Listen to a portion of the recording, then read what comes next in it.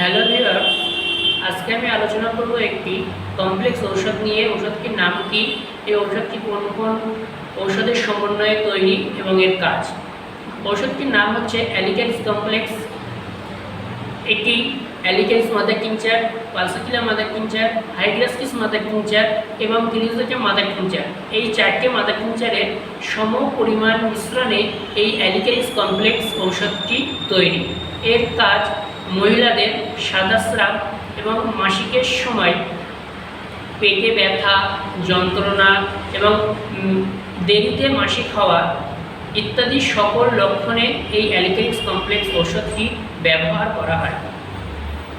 এর খাওয়ার নিয়ম: 20 বছরের ঊর্ধ্বে যাদের বয়স তারা দিনে 3 বার 10 ফোঁটা করে খাওয়ার 30 মিনিট আগে অথবা খাওয়ার 30 মিনিট পরে খাবেন, এবং 20 বছরের নিচে যাদের বয়স তারা দিনে 2 বার 10 ফোঁটা করে খাওয়ার 30 মিনিট আগে অথবা খাওয়ার 30 মিনিট পরে খাবেন।